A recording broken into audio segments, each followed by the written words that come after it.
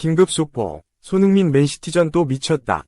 BBC 평점 9.1이 MVP 과르디올라 경악하게 만든 38m 기습 감차 기적에 4골 만들어낸 투지에 영국 현지 발칵 뒤집힌 진짜 이유. 부상에서 돌아온 손흥민이 펩 과르디올라와 맨체스터 시티를 공포로 몰아넣었다.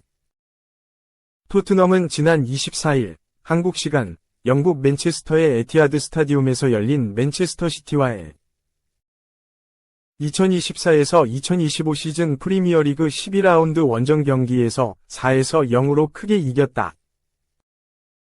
공식전 2연패를 당하고 있던 토트넘은 맨시티 원정에서 대반전을 만들며 연패 탈출에 성공했다. 강등권 순위에 있던 입스위치 타운에게 홈에서 패했던 토트넘은 원정 경기에서 승리하면서 실시간 순위 6위, 6승 1무 6패 승점 19까지 순위를 끌어올렸다. 9월 말 햄스트링 부상으로 10월에 쉽게 복귀하지 못했던 손흥민은 돌아와 출전 시간을 조절받으면서 경기력을 다시 끌어올렸다. 여기에 11월 A매치 기간, 홍명보 감독이 이끄는 대한민국 축구 국가대표팀에 합류한 손흥민은 14일 쿠웨이트, 19일 팔레스타인과의 2026 국제축구연맹, FIFA, 북중미 월드컵, 캐나다, 미국, 멕시코 공동 개최, 아시아 지역 3차 예선 B조 5에서 6차전에 모두 출전해 연속골을 터뜨렸다. A매치를 성공적으로 치르고 복귀한 손흥민은 맨시티를 상대로 리그 4호 도움까지 기록하며 맨시티 킬러임을 다시 한번 과시했다. 토트넘은 과르디올라 킬러다웠다. 전반 13분 데얀 쿨루세브스키가 후방에서의 롱패스를 지켜낸 뒤 왼발 얼리, 일은 크로스를 올렸다. 제임스 매디슨이 중앙으로 쇄도하면서 왼발을 갖다 대 에데르송을 뚫어냈다. 자신의 생일 자축포가 됐다. 손흥민은 7분 뒤인 전반 20분, 동료들의 전방 압박 성공 후 매디슨의 패스로 박스 중앙에서 공을 얻었고 수비를 2명 끈 뒤 돌아뛰는 매디슨에게 살짝 내줬다. 매디슨은 에데르송과 1대1 기회를 맞았고 칩슛으로 추가골에 성공했다. 후반에도 토트넘은 빠르게 공격에 나섰다. 후반 6분 역습 상황에서 도미니크 솔랑케가 박스 안에서 공을 소유했고 오버래핑을 시도한 페드로 포로가 쇄도해 강력한 오른발 슈팅으로 연결해 골망을 흔들었다. 맨시티의 압박을 풀어내는데 성공한 토트넘이 빠르게 공격 전환에 성공해 만들어낸 결과였다. 후반 추가 시간에 토트넘은 교체 투입된 티모 베르너가 상대 횡패스 미스를 놓치지 않고 직접 끌고 들어간 뒤 낮은 크로스를 시도했고 브레넌 존슨이 반대편에서 발을 갖다 대승부의 쐐기를 박았다. 63분을 소화한 손흥민은 축구 통계업체 폼몹 기준 1도움을 포함해 기회 창출 2회, 패스 성공률 73%, 40분에 29, 정확한 크로스 1회, 정확한 롱패스 1회 등 공격 장면에서 많은 영향력을 보여줬다. 특히 맨시티 킬러로 정평이 나 있는 손흥민은 맨시티 통산 20경기에서 1도움을 추가하며 8골 5도움을 기록 중이다. 더불어 맨시티 통산 10승째를 달성하며 맨시티 킬러임을 다시 한번 확인시켰다. 맨시티는 이날 패배로 5연패를 당했는데 이 기간의 4실점은 지난 스포르팅 리스본, 포르투갈, 과위 유럽축구연맹, 우에파, 챔피언스리그 리그 페이즈 경기 이후 두 번째다. 더욱이 맨시티는 지난 2022년 11월 브렌트포드전 1에서 2패배 이후 52경기 동안 이어진 홈 무패 행진을 이날 경기로 마감했다. 무려 2022 피파 카타르 월드컵 이전부터 이어졌던 홈 무패 행진을 이날 경기에서 마감해야 했다. 앞선 4연패가 모두 원정 경기였다. 더불어 축구 통계업체 옵타는 맨시티가 지난 1956년 3월 첼시 이후 모든 공식전 5연패를 당한 최초의 디펜딩 챔피언이라고 소개했다. 반세기 넘도록 없었던 챔피언의 5연패 기록을 다름 아닌 월클 명장 펩 과르디올라 감독이 만들고 말았다. 축구 통계 매체 스쿼카는 프리미어리그에서 과르디올라 감독이 지휘봉을 잡은 이후 맨시티를 상대로 프리미어리그에서 최다 공격 포인트를 올린 2명의 선수 중 1명이 손흥민이라고 확인했다. 5골 5도움으로 총 10개의 공격 포인트를 기록했다. 다른 한 명은 리버풀 간판 스타 모하메드 살라다. 과르디올라 감독 커리어에서도 공식전 5연패는 전례 없는 충격이다. 그는 경기 후 영국 BBC 스포츠와의 인터뷰에서 우리는 정말 잘 출발했고 득점하지 못했다. 그리고 우리가 실점했다. 이후 지금 당장은 감정적으로 더 어려워졌다고 말했다. 이어 하지만 지난 8년간 우린 이런 상황을 겪지 않았다. 지금 우리는 이런 상황을 겪고 있고 우리는 다음 경기에서 승리해 5연패를 깨야 한다. 특히 다음 경기에서는 말이다 라고 했다.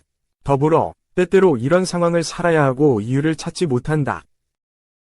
우리는 해결하려고 노력하지만 이런 일이 일어난다. 우리는 이를 받아들여야 한다. 삶은 현대 축구에서는 항상 원하는 대로 되지 않는다. 하지만 일어설 것이고 해낼 것이다. 앞으로 나아가야 하고 연패를 깨야 한다.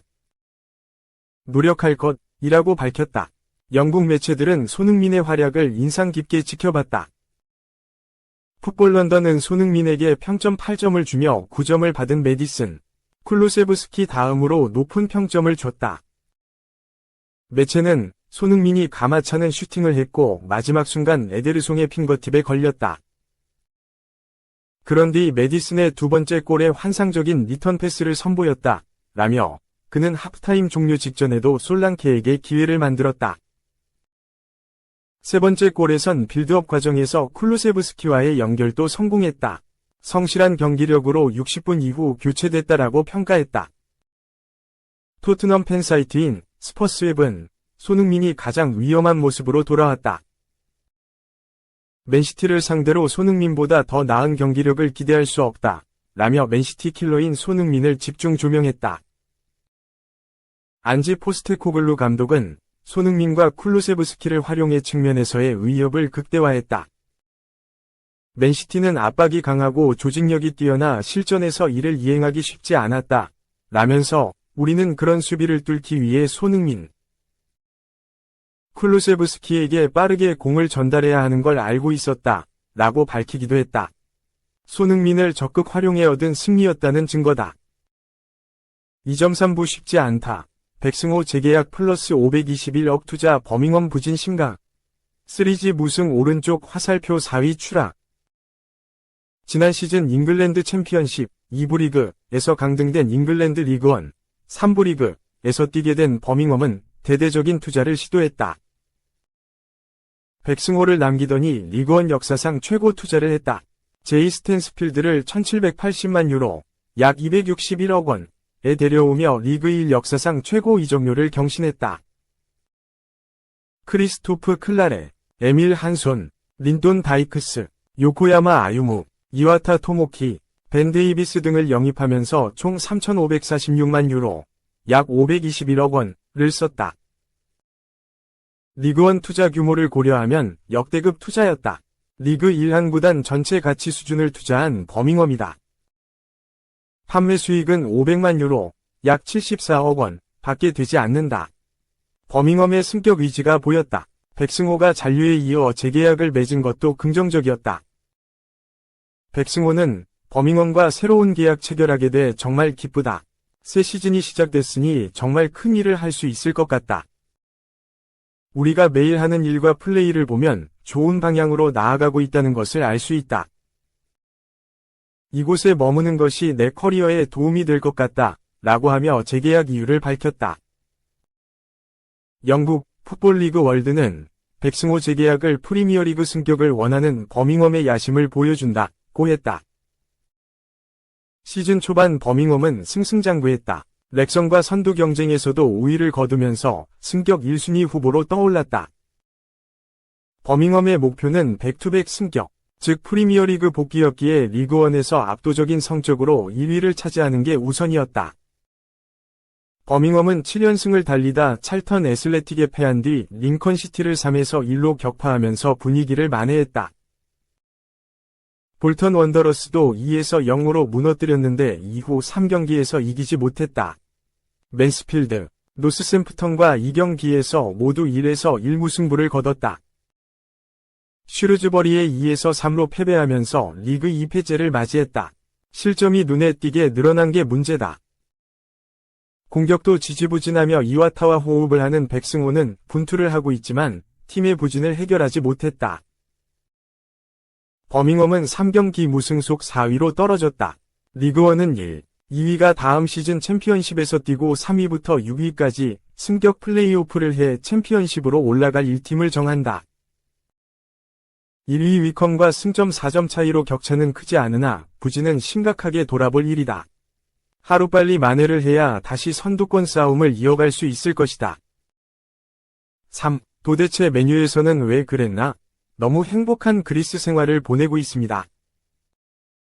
맨체스터 유나이티드 소식을 전하는 유나이티드 인 포커스는 23일 한국 시간 계약 만료로 맨유를 떠난 마르시알은 오랜만에 긍정적인 기분을 느끼고 있다 라고 전했다.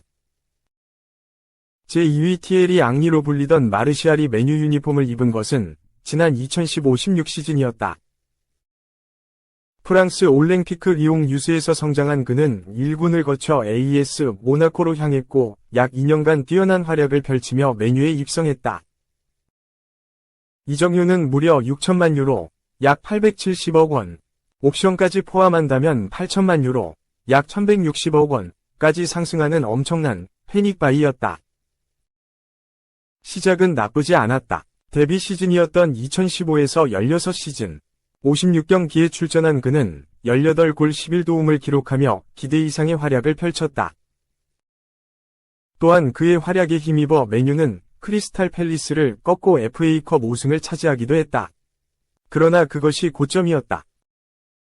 2016-17 시즌 42경기에 출전해 8골 8도움을 기록하며 직전 시즌의 기세를 이어가지 못했고 2017-18 2018에서 19시즌 역시 기복 있는 경기력으로 물음표를 지우지 못했다.